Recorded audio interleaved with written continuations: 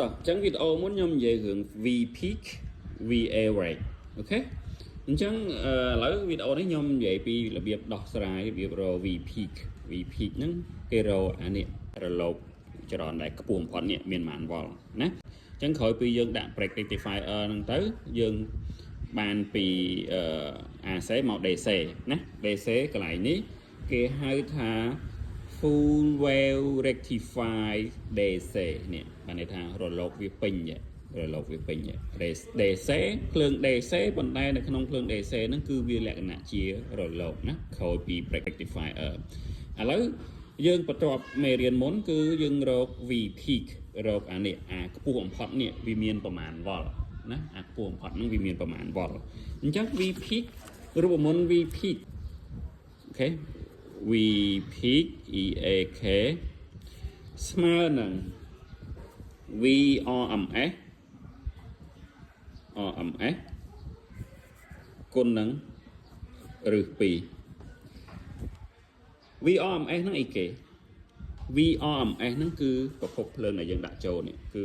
220ចន្លោះ220 240អញ្ចឹងណាអញ្ចឹងយើងយក220មកគិតក៏បានយើងយក240មកគិតក៏បានឬក៏នៅក្នុងចន្លោះ220 240ហ្នឹងយើងយកមួយណាមកគិតក៏បានអាហ្នឹងហេតុអីបានគេដាក់ចន្លោះហ្នឹង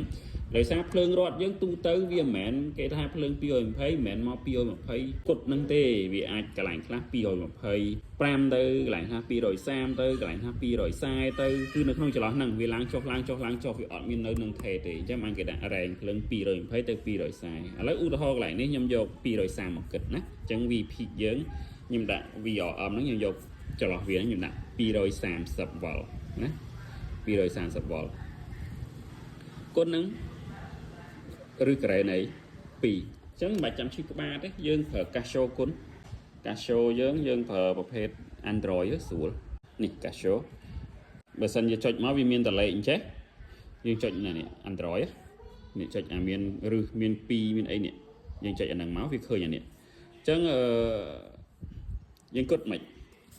បាយតាមគេហ្នឹងទៅស្មើនឹង230វ៉ុល230វ៉ុលគុណឬការ៉េនៃ2នេះឃើញឃើញ325វ៉ុលចុចប្រហែលនេះឥឡូវយើងយកតែ325វ៉ុលមកគិតមកចុះបើសិនជាខ្ញុំយកតែ225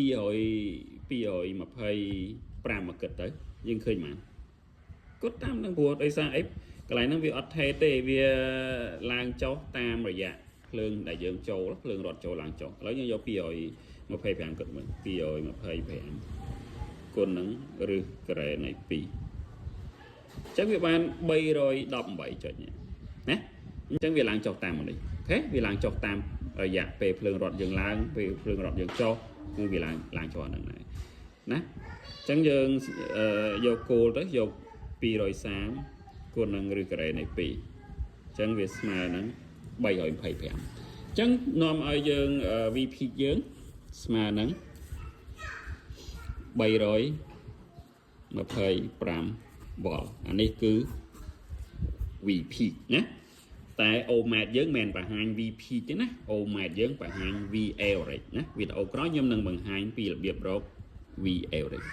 អូខេអរគុណជួបគ្នានៅវីដេអូក្រោយ